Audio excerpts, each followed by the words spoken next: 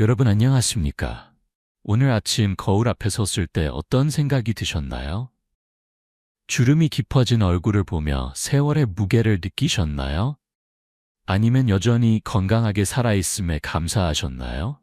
나이가 든다는 것은 누구에게나 피할 수 없는 자연의 섭리입니다. 하지만 같은 나이를 먹어도 어떤 분들은 침대에서 일어나는 것조차 힘들어 하시는 반면 어떤 분들은 75세, 85세가 되어서도 여전히 활기차게 하루하루를 살아가십니다. 그 차이는 대체 무엇일까요? 타고난 건강 때문일까요? 아니면 특별한 비결이 있는 걸까요?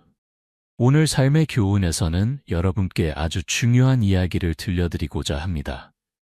만약 여러분이 75세 또는 85세가 되어서도 오늘 제가 말씀드릴 5가지를 할 수 있다면 여러분은 정말로 존경받을 만한 분이며 요양원 걱정 없이 행복한 노후와 멋진 황혼을 맞이할 자격이 충분하다는 것입니다. 이것이야말로 진정한 삶의 지혜입니다. 만약 오늘 영상이 유익하셨다면 구독 버튼을 눌러주시고 좋아요 혜택도 부탁드립니다. 여러분의 관심과 응원이 더 많은 분들에게 좋은 정보를 나누는데 큰 힘이 됩니다. 그럼 이제 본격적으로 시작해 볼까요? 첫 번째, 스스로 화장실을 갈 수 있다면 당신은 정말 대단합니다. 여러분, 화장실에 가는 것이 얼마나 당연한 일인지 생각해 보신 적 있으신가요? 젊을 때는 전혀 신경 쓰지 않던 일입니다. 밤중에도 벌떡 일어나 화장실에 가고 외출했을 때도 언제든지 편하게 화장실을 이용하지요. 하지만 나이가 들면 이 단순해 보이는 일이 점점 어려워집니다. 서울 강남구에 사시는 김영숙 할머니의 이야기를 들어보시겠습니까? 올해 78세이신 김 할머니는 5년 전만 해도 혼자서는 화장실을 가기 힘들었습니다. 무릎 관절이 너무 아파서 변기에 앉았다가 일어서는 것조차 고통스러웠고 밤에는 침대에서 일어나는 것이 두려워 물도 제대로 마시지 못했습니다.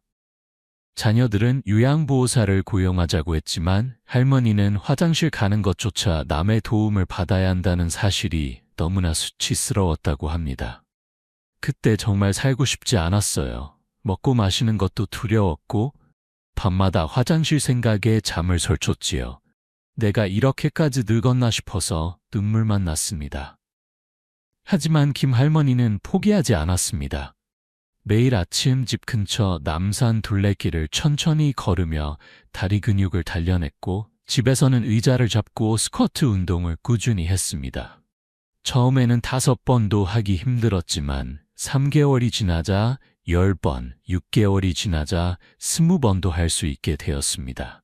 그리고 지금은 혼자서도 자유롭게 화장실을 이용하시며 심지어 명동에 쇼핑도 다니십니다. 왜 화장실을 스스로 갈 수 있는 것이 그토록 중요할까요? 의학적으로 보면 화장실을 혼자 갈 수 있다는 것은 여러 가지 능력이 복합적으로 작동한다는 의미입니다.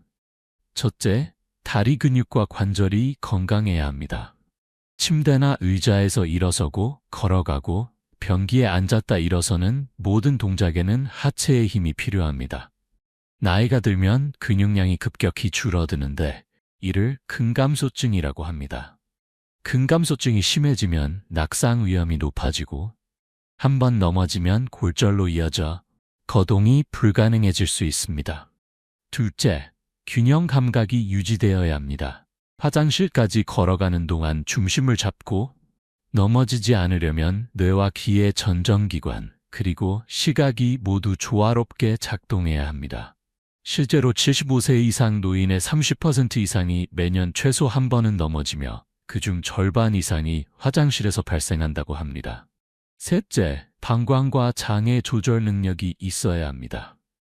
나이가 들면 방광 근육이 약해져 소변을 자주 보게 되거나 반대로 변비로 고생하는 경우가 많습니다.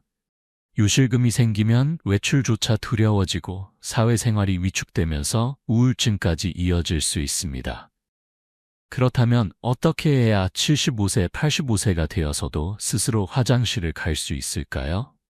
가장 중요한 것은 바로 꾸준한 운동입니다. 특히 하체 근육을 강화하는 것이 핵심입니다. 매일 아침 일어나서 의자를 잡고 스쿼트를 10회씩 3세트만 해도 큰 도움이 됩니다. 처음에는 힘들어도 절대 포기하지 마세요. 2주만 지나도 몸이 가벼워지는 것을 느낄 수 있습니다. 또한 걷기 운동도 빼놓을 수 없습니다. 하루 30분씩 동네를 천천히 걷는 것만으로도 심폐기능이 향상되고 근육이 유지됩니다. 서울 송파구 석촌호수나 여의도 한강공원처럼 평평한 길을 걷는 것이 좋습니다. 경사가 심한 곳은 무릎에 무리가 갈 수 있으니 피하시는 것이 좋습니다. 수분 섭취도 중요합니다. 많은 어르신들이 화장실 가기 귀찮다고 물을 적게 드시는데 이는 방광 건강에 매우 해롭습니다. 하루 1.5리터 정도의 물을 조금씩 나눠 마시는 것이 좋으며 특히 아침에 일어나자마자 미지근한 물 한 잔을 마시면 장 운동에도 도움이 됩니다.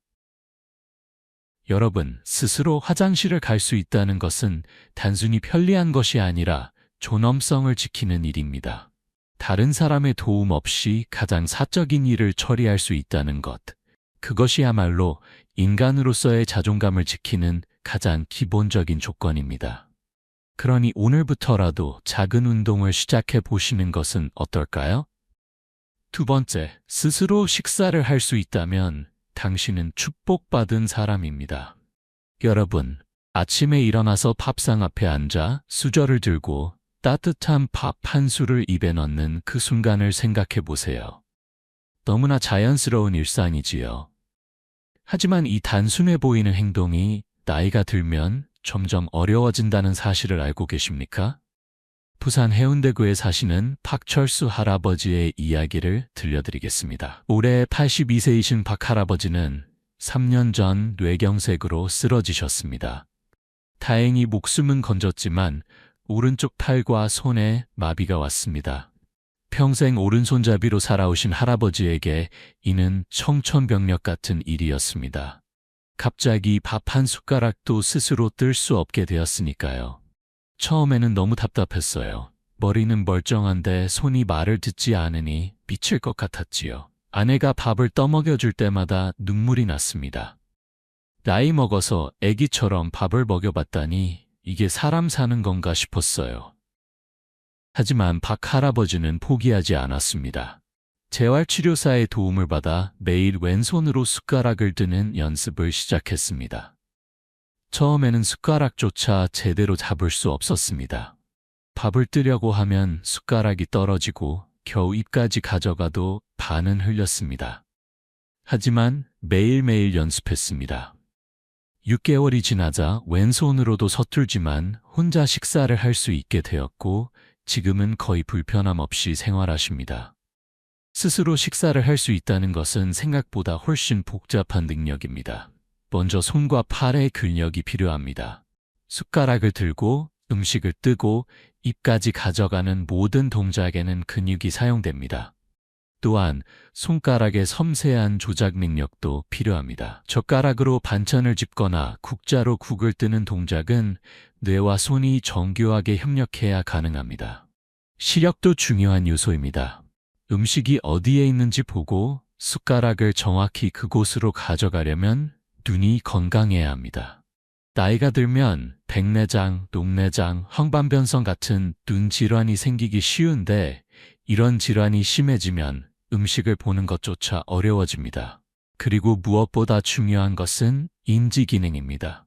밥을 먹는다는 것은 단순히 손을 움직이는 것이 아니라 배고픔을 인식하고 음식을 보고 먹고 싶은 것을 선택하고 적절한 양을 입에 넣는 일련의 판단 과정이 필요합니다. 치매가 심해지면 이런 판단력이 떨어져 식사를 거부하거나 너무 많이 먹거나 심지어 먹을 수 없는 것을 입에 넣기도 합니다. 대전광역시에 사시는 최순자 할머니는 올해 77세입니다. 할머니는 매일 아침 손가락 운동을 30분씩 하십니다. 고무공을 쥐었다 폈다 하고 손가락으로 피아노 치듯 탁자를 두드리고 작은 콩을 집게로 옮기는 연습을 합니다. 처음에는 재미삼아 시작했는데 이제는 습관이 되었다고 합니다. 텔레비전에서 봤어요. 손을 많이 움직이면 치매 예방에도 좋고 손의 힘도 유지된다고요. 그래서 매일 아침 손 운동을 하고 밥 먹을 때도 젓가락을 꼭 사용하려고 해요. 숟가락이 편하지만 젓가락을 쓰면 손가락 운동이 되니까요. 실제로 의학 연구에 따르면 손을 자주 사용하면 뇌의 운동 영역이 활성화되어 치매 예방에 도움이 된다고 합니다. 또한 젓가락질처럼 섬세한 동작을 반복하면 손의 소근육이 발달하고 관절도 유연해집니다.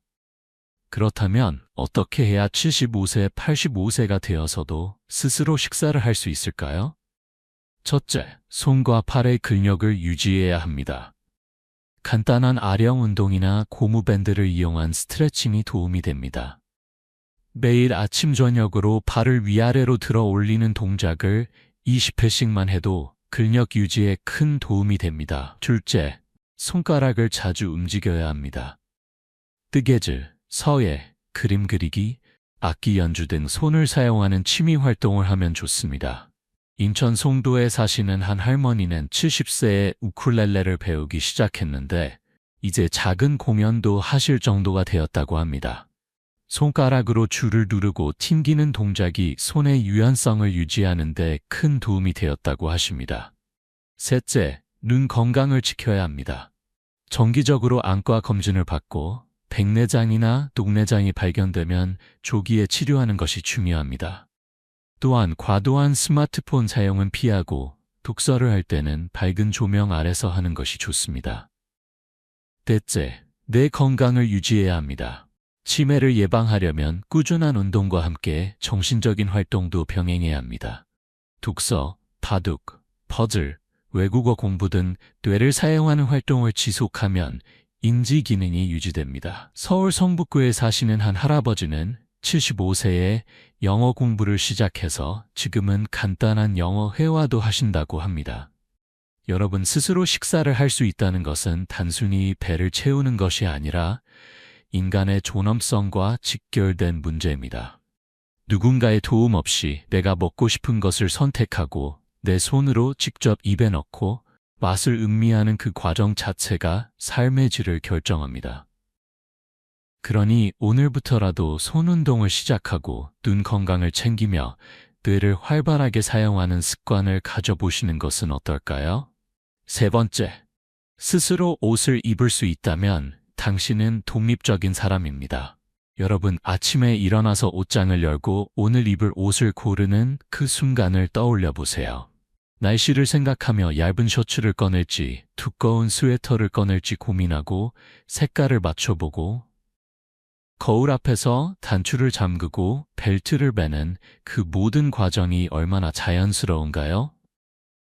하지만 이 일상적인 행동이 나이가 들면 점점 어려워집니다. 광주광역시에 사시는 이영희 할머니는 올해 80세입니다. 할머니는 5년 전 어깨에 심한 통증이 생기기 시작했습니다. 처음에는 대수롭지 않게 여겼는데 점점 팔을 위로 들어 올리는 것조차 힘들어졌습니다. 옷을 입으려고 팔을 뒤로 돌리면 찢어지는 듯한 통증이 왔고 브래지어 고리를 잠그는 것도 불가능해졌습니다. 처음에는 참 창피했어요. 딸한테 부탁해서 옷을 입혀달라고 할 때마다 내가 이렇게까지 늙었나 싶어서 눈물이 났지요. 외출도 하기 싫어지고 사람 만나는 것도 두려워졌어요. 하지만 할머니는 병원에서 50견 진단을 받고 꾸준히 물리치료를 받았습니다. 매일 집에서도 스트레칭을 하고 벽을 짚고 팔을 천천히 위로 올리는 운동을 반복했습니다. 처음에는 어깨까지도 팔이 올라가지 않았지만 6개월이 지나자 머리 위까지 팔을 들 수 있게 되었고 지금은 혼자서도 불편함 없이 옷을 입으십니다. 스스로 옷을 입는다는 것은 여러 가지 신체 기능이 복합적으로 작동해야 가능합니다. 첫째, 어깨와 팔의 유연성이 필요합니다. 셔츠를 입을 때 팔을 뒤로 돌리고 지퍼를 올릴 때 손을 등 뒤로 가져가려면 어깨 관절이 자유롭게 움직여야 합니다. 나이가 들면 어깨 관절이 굳어지는 오십견이나 회전근개 파열 같은 질환이 생기기 쉬운데 이런 문제가 생기면 옷 입기가 매우 어려워집니다. 둘째, 손가락의 섬세한 조작 능력이 필요합니다. 작은 단추를 잠그고 지퍼를 올리고 신발끈을 묶는 동작은 손가락의 정교한 움직임이 필요합니다. 관절염이 있거나 손떨림 증상이 있으면 이런 동작이 힘들어집니다. 셋째, 균형 감각이 중요합니다. 바지를 입을 때 한 발로 서서 다른 발을 바지에 넣어야 하는데 이때 중심을 잡지 못하면 넘어질 위험이 있습니다. 실제로 많은 노인 낙상 사고가 옷을 입거나 벗다가 발생한다고 합니다. 넷째, 인지 기능도 필요합니다. 날씨에 맞는 옷을 선택하고 속옷부터 겉옷까지 순서대로 입고 앞뒤를 구분하여 제대로 착용하려면 판단력이 필요합니다. 치매가 진행되면 계절에 맞지 않는 옷을 입거나 옷을 여러 겹 겹쳐 입거나 심지어 속옷을 겉옷 위에 입는 경우도 생깁니다. 대구광역시에 사시는 김태호 할아버지는 올해 83세입니다. 할아버지는 매일 아침 거울 앞에서 옷을 입는 것을 하루의 시작으로 삼으십니다. 단정하게 면도를 하고 깨끗한 셔츠를 입고 바지에 다리 미줄까지 하십니다. 집에만 있는 날에도 마찬가지입니다. 젊었을 때 회사 다니며 매일 정장을 입던 습관이 몸에 배었어요. 이제는 회사에 나갈 일도 없지만 그래도 아침에 제대로 옷을 차려입지 않으면 하루가 시작된 것 같지 않아요. 옷을 입는다는 것은 단순히 몸을 가리는 것이 아니라 나 자신을 존중하는 일이라고 생각합니다. 실제로 심리학 연구에 따르면 아침에 제대로 옷을 갖춰 입는 것이 자존감과 정신 건강에 긍정적인 영향을 미친다고 합니다. 잠옷차림으로 하루 종일 지내는 것보다 외출복을 입으면 더 활동적이 되고 기분도 좋아진다고 합니다. 그렇다면 어떻게 해야 75세, 85세가 되어서도 스스로 옷을 입을 수 있을까요? 첫째, 어깨 관절의 유연성을 유지해야 합니다. 매일 아침 어깨 스트레칭을 하는 것이 좋습니다. 벽을 마주보고 서서 손을 벽에 대고 천천히 위로 올리는 동작, 수건을 양손으로 잡고 머리 위로 들어 올렸다 내리는 동작 등을 반복하면 어깨 관절이 유연해집니다. 둘째, 손가락 운동을 꾸준히 해야 합니다. 작은 구슬을 집어 올리는 연습, 고무공을 쥐었다 펴는 동작, 손가락으로 종이를 구기는 운동 등이 도움이 됩니다. 또한 관절염을 예방하기 위해 손을 따뜻하게 유지하고 관절에 무리가 가지 않도록 주의해야 합니다. 셋째, 균형 감각을 기르는 운동을 해야 합니다. 한 발로 서는 연습을 하거나 일자로 걷는 연습을 하면 균형 감각이 향상됩니다. 처음에는 벽이나 의자를 잡고 하다가 점차 손을 떼고 해보세요. 매일 조금씩 하면 균형 감각이 좋아져서 넘어질 위험이 줄어듭니다. 넷째, 옷을 선택할 때도 신경을 써야 합니다. 너무 타이트한 옷보다는 여유 있는 옷이 입고 벗기 편합니다. 단추가 많은 옷보다는 지퍼나 벨크로가 달린 옷이 더 쉽습니다. 신발도 끈이 있는 것보다 벨크로나 슬립온 스타일이 신고 벗기 편합니다. 여러분 스스로 옷을 입을 수 있다는 것은 독립적인 삶을 유지하는 중요한 요소입니다. 아침마다 스스로 옷을 선택하고 입는다는 것은 내가 여전히 내 삶의 주인이라는 의미입니다. 누군가의 도움 없이 나를 표현하고 나를 가꿀 수 있다는 것, 그것이야말로 존엄성을 지키는 일입니다. 그러니 오늘부터라도 어깨 스트레칭을 시작하고 손가락 운동을 습관화해 보시는 것은 어떨까요? 네 번째, 스스로 목욕을 할 수 있다면 당신은 건강한 사람입니다. 여러분, 하루의 피로를 씻어내는 따뜻한 샤워나 목욕만큼 기분 좋은 일이 또 있을까요? 따뜻한 물줄기가 몸을 감싸고 비누 거품으로 온몸을 깨끗이 씻고 상쾌한 기분으로 욕실을 나서는 그 순간의 개운함은 무엇과도 바꿀 수 없습니다. 하지만 나이가 들면 이 단순해 보이는 일이 점점 위험하고 어려워집니다. 울산광역시에 사시는 최광수 할아버지는 올해 79세입니다. 2년 전 욕실에서 미끄러져 엉덩이뼈에 금이 갔습니다. 바닥에 비누 거품을 밟고 미끄러진 순간 할아버지는 자신의 몸이 공중에 붕 뜬 것 같았다고 합니다. 그리고 바닥에 떨어지면서 엄청난 통증이 왔습니다. 그때 정말 죽는 줄 알았어요. 통증도 통증이지만 욕실 바닥에 쓰러져서 일어나지 못하는 내 모습이 너무 비참했지요. 다행히 아내가 있어서 구급차를 불러줬지만 만약 혼자 있었다면 어떻게 됐을까 생각만 해도 아찔합니다. 다행히 할아버지는 수술 후 재활치료를 받고 회복했지만 그 이후로 목욕에 대한 공포가 생겼습니다. 욕실 바닥만 봐도 다시 미끄러질 것 같아 무서웠고 한동안은 아내의 도움 없이는 목욕조차 할 수 없었습니다. 하지만 할아버지는 포기하지 않았습니다. 욕실에 미끄럼 방지 매트를 깔고 벽에 손잡이를 설치하고 욕조 대신 샤워 의자를 놓고 앉아서 씻기 시작했습니다. 그리고 근력 운동을 꾸준히 하여 다리 힘을 기르고 균형 감각을 회복했습니다. 지금은 조심스럽지만 혼자서도 목욕을 할 수 있게 되었습니다. 스스로 목욕을 할 수 있다는 것은 여러 가지 능력이 필요합니다.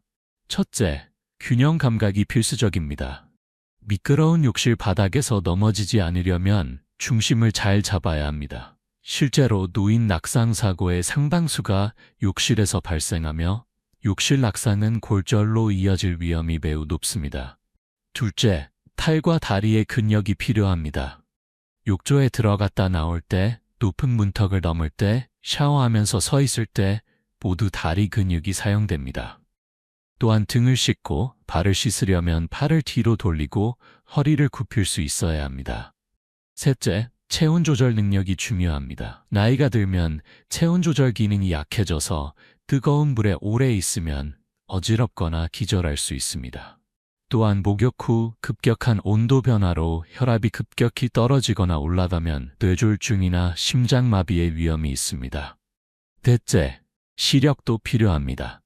욕실은 습기가 많아 안경을 쓰기 어렵고 비누 거품이 눈에 들어가면 잘 보이지 않습니다. 시력이 나쁘면 샴푸와 린스를 구분하지 못하거나 바닥에 장애물을 보지 못해 넘어질 수 있습니다. 경기도 수원시에 사시는 한영자 할머니는 올해 76세입니다. 할머니는 매일 저녁 목욕을 하시는데 목욕을 하루의 마무리 의식처럼 여기십니다. 욕실에는 할머니가 직접 선택한 미끄럼 방지 매트가 깔려 있고 샤워 의자와 손잡이가 설치되어 있습니다. 나이 들어서도 깨끗하게 몸을 씻는다는 것은 참 중요해요. 몸이 깨끗해야 마음도 편안하고 다음 날도 기분 좋게 시작할 수 있지요. 물론 예전처럼 빠르게 씻지는 못하지만 천천히 안전하게 씻으면 되니까요. 할머니는 목욕할 때 몇 가지 원칙을 지키십니다. 첫째, 물 온도를 너무 뜨겁지 않게 합니다. 40도 정도의 미지근한 물이 적당하다고 합니다. 둘째, 목욕 시간을 20분 이내로 제한합니다. 너무 오래 있으면 어지러울 수 있기 때문입니다. 셋째, 욕실 문을 완전히 잠그지 않습니다. 만약 무슨 일이 생기면 가족이 바로 들어올 수 있도록 하기 위해서입니다. 그렇다면 어떻게 해야 75세, 85세가 되어서도 스스로 목욕을 할 수 있을까요? 첫째, 욕실 환경을 안전하게 만들어야 합니다. 미끄럼 방지 매트는 필수이며 벽에 손잡이를 설치하는 것도 좋습니다. 욕조보다는 샤워 부스가 안전하며 샤워 의자를 두면 앉아서 씻을 수 있어 훨씬 편합니다. 둘째, 근력과 균형 감각을 유지해야 합니다. 매일 스쿼트와 한 발로 서기 연습을 하면 욕실에서 미끄러질 위험이 줄어듭니다. 또한 요가나 태극권 같은 운동을 하면 균형 감각이 향상됩니다. 셋째, 목욕 시간과 온도를 적절히 조절해야 합니다. 물은 40도 이하로, 시간은 20분 이내로 하는 것이 안전합니다. 목욕 전후에는 충분히 수분을 섭취하고 목욕 직후 갑자기 일어서지 말고 천천히 움직여야 합니다. 넷째, 필요하다면 도구를 활용하는 것도 좋습니다. 긴 손잡이가 달린 때밀이, 수건을 사용하면 등을 씻기 쉽고 샤워 의자를 사용하면 안전하게 앉아서 씻을 수 있습니다. 자존심 때문에 도구 사용을 꺼릴 필요는 없습니다. 도구를 사용해서라도 스스로 씻을 수 있다면 그것이 더 중요합니다. 여러분, 스스로 목욕할 수 있다는 것은 위생과 건강을 넘어 자존감의 문제입니다. 내 몸을 내 손으로 깨끗이 씻는다는 것, 그것은 가장 사적이고 개인적인 영역을 스스로 관리할 수 있다는 의미입니다. 그러니 오늘부터라도 욕실 안전을 점검하고 근력 운동을 시작해 보시는 것은 어떨까요? 5번째, 스스로 외출할 수 있다면 당신은 자유로운 사람입니다. 여러분, 아침에 일어나서 오늘은 날씨가 좋으니 공원에 산책이나 갈까? 하고 마음먹고 옷을 갈아입고 현관문을 열고 나서는 그 자유로움을 느껴보신 적 있으신가요? 가고 싶은 곳에 언제든 갈 수 있다는 것. 이것이야말로 진정한 자유입니다. 하지만 나이가 들면 이 자유가 점점 제한됩니다. 제주도에 사시는 고명순 할머니는 올해 81세입니다. 할머니는 평생 제주 바다를 사랑하셨습니다. 젊었을 때는 해녀로 일하셨고 나이가 들어서도 매일 아침 바닷가를 산책하는 것이 하루의 시작이었습니다. 하지만 5년 전 무릎 관절이 나빠지면서 걷는 것이 점점 힘들어졌습니다. 처음에는 조금만 참으면 되겠지 했어요. 하지만 점점 통증이 심해지더니 집 앞 마당도 나가기 힘들어졌어요. 창문 너머로 바다를 보며 얼마나 울었는지 몰라요. 바다가 저렇게 가까이 있는데 나가볼 수가 없다니.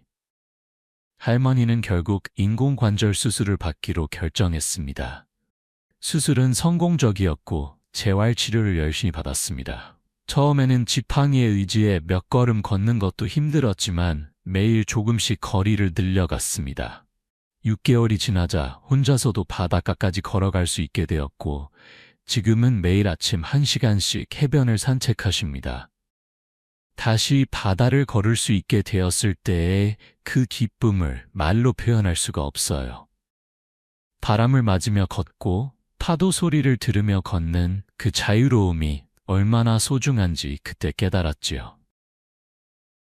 스스로 외출할 수 있다는 것은 여러 가지 능력이 복합적으로 필요합니다. 첫째, 걸을 수 있는 신체 능력이 필요합니다. 최소한 집 근처를 걸어 다닐 수 있어야 하고 계단을 오르내릴 수 있어야 하며 버스나 지하철을 탈 수 있어야 합니다. 둘째, 길을 찾을 수 있는 인지 능력이 필요합니다. 익숙한 동네 길이라도 치매가 오면 집을 찾지 못하는 경우가 생깁니다. 실제로 실종 노인의 대부분이 치매 환자이며 집 근처에서 길을 잃고 헤매다가 발견되는 경우가 많습니다. 셋째, 대중교통을 이용할 수 있는 능력이 필요합니다. 버스 번호를 구분하고 목적지까지 가는 방법을 알고 교통카드를 사용할 수 있어야 합니다. 시력이 나빠지면 버스 번호를 보기 힘들고 균형 감각이 떨어지면 버스 안에서 넘어질 위험이 있습니다. 넷째, 안전하게 귀가할 수 있는 판단력이 필요합니다. 날씨가 나빠지면 빨리 돌아와야 하고 어두워지기 전에 집에 도착해야 합니다. 또한 낯선 사람의 유혹이나 사기를 구분할 수 있어야 합니다. 서울 종로구에 사시는 박영수 할아버지는 올해 84세입니다. 할아버지는 매일 아침 지하철을 타고 광화문까지 가서 산책을 하고 돌아오십니다. 자녀들은 집 근처에서만 다니라고 하지만 할아버지는 멀리 나가는 것을 즐기십니다. 집 근처만 맴돌면 갇힌 것 같아요. 젊었을 때 전국을 다니며 장사했는데 이제 서울 시내도 못 다니면 너무 답답하지요. 물론 조심해야 하지만 조심하면서도 자유롭게 다닐 수 있어요. 그게 삶의 활력소예요. 할아버지는 항상 휴대폰을 들고 다니시며 자녀들과 위치를 공유하십니다. 또한 지갑에는 이름과 주소, 연락처가 적힌 카드를 넣어두셨습니다. 만약 길을 잃어도 누군가 도와줄 수 있도록 하기 위해서입니다. 그리고 매일 같은 시간에 같은 코스를 다니시기 때문에 만약 평소 시간에 집에 돌아오지 않으면 자녀들이 바로 알 수 있습니다. 그렇다면 어떻게 해야 75세, 85세가 되어서도 스스로 외출할 수 있을까요? 첫째, 걷기 능력을 유지해야 합니다. 매일 조금씩이라도 걷는 습관을 들이는 것이 중요합니다. 처음에는 집 앞 한 바퀴만 돌아도 좋습니다. 점차 거리를 늘려가며 근력과 지구력을 기르세요. 둘째, 인지 기능을 유지해야 합니다. 새로운 장소에 가보고 새로운 길을 걸어보며 뇌를 자극하는 것이 좋습니다. 똑같은 길만 걷는 것보다 가끔은 다른 길로 돌아가 보는 것도 치매 예방에 도움이 됩니다. 셋째, 안전장치를 마련해야 합니다. 휴대폰을 항상 지니고 비상연락처를 저장해두며 가능하면 가족과 위치를 공유하는 것이 좋습니다. 또한 이름표나 연락처가 적힌 물건을 소지하면 만약의 상황에 대비할 수 있습니다. 넷째, 대중교통 이용 연습을 해야 합니다. 처음에는 자녀와 함께 버스나 지하철을 타보고 익숙해지면 혼자서도 가까운 곳까지 다녀보세요. 어르신 무료 교통카드를 활용하면 경제적 부담 없이 다양한 곳을 다닐 수 있습니다. 여러분, 스스로 외출할 수 있다는 것은 단순히 이동의 자유가 아니라 삶의 자유입니다. 가고 싶은 곳에 갈 수 있고, 만나고 싶은 사람을 만날 수 있고, 하고 싶은 일을 할 수 있다는 것, 그것이야말로 인간다운 삶의 조건입니다. 집에만 갇혀 있으면 몸도 마음도 점점 약해집니다. 그러니 오늘부터라도 밖으로 나가는 연습을 시작해 보시는 것은 어떨까요? 마무리. 존엄한 노년을 위한 작은 실천. 여러분, 우리가 지금까지 이야기한 5가지를 다시 한번 정리해 볼까요? 스스로 화장실을 가고, 스스로 식사를 하고, 스스로 옷을 입고, 스스로 목욕을 하고, 스스로 외출을 할 수 있다면 여러분은 정말로 존경받을 만한 분입니다. 이 5가지는 우리가 너무 당연하게 여기는 일상의 행동들이지만 나이가 들면 하나씩 잃어가는 소중한 능력들입니다. 이 5가지를 75세, 85세까지도 유지할 수 있다면 여러분은 요양원 걱정 없이 행복한 노후를 보낼 수 있습니다. 자녀들에게 부담을 주지 않고 스스로의 힘으로 존엄성을 지키며 살아갈 수 있습니다. 이것이야말로 진정한 삶의 지혜입니다. 하지만 이러한 능력들은 저절로 유지되지 않습니다. 젊었을 때부터, 아니 지금 이 순간부터 작은 노력을 시작해야 합니다. 매일 아침 스쿼트 10번, 산책 30분, 손가락 운동 10분, 이런 작은 실천들이 쌓여서 10년 후, 20년 후 우리의 삶을 완전히 바꿔놓을 것입니다. 창원시에 사시는 한 할머니는 이런 말씀을 하셨습니다. 젊었을 때는 돈 벌고 집 사는 게 인생의 목표였어요. 하지만 나이 들어보니 가장 중요한 건 내 몸을 내가 움직일 수 있는 거더라고요. 아무리 좋은 집에 살아도 침대에서 일어나지 못하면 무슨 소용인가요? 정말 맞는 말씀입니다. 우리는 평생 열심히 일하고 저축하고 재산을 모읍니다. 하지만 정작 가장 중요한 건강은 소홀히 하는 경우가 많습니다. 돈은 나중에라도 벌 수 있지만 건강은 잃으면 다시 찾기 어렵습니다. 특히 근육과 관절, 뇌 기능은 한번 나빠지면 회복하기가 매우 힘듭니다. 그렇다면 지금부터 무엇을 해야 할까요? 첫째, 운동을 생활화해야 합니다. 헬스장에 갈 필요도 없고 비싼 운동기구를 살 필요도 없습니다. 집에서 할 수 있는 간단한 운동만으로도 충분합니다.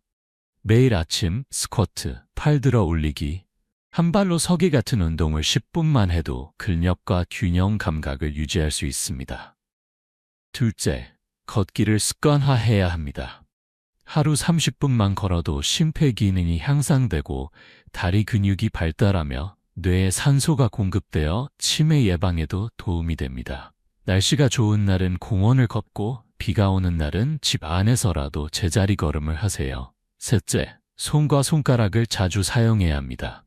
뜨개질, 서예, 그림 그리기, 악기 연주, 요리 등 손을 사용하는 활동을 하면 뇌가 활성화되고 손의 기능이 유지됩니다. 특히 젓가락질을 자주 하면 손가락의 섬세한 움직임이 유지되어 나중에도 스스로 식사할 수 있습니다. 넷째, 사회적 관계를 유지해야 합니다. 혼자 있으면 우울해지고 우울하면 움직이기 싫어지고 움직이지 않으면 몸이 약해집니다.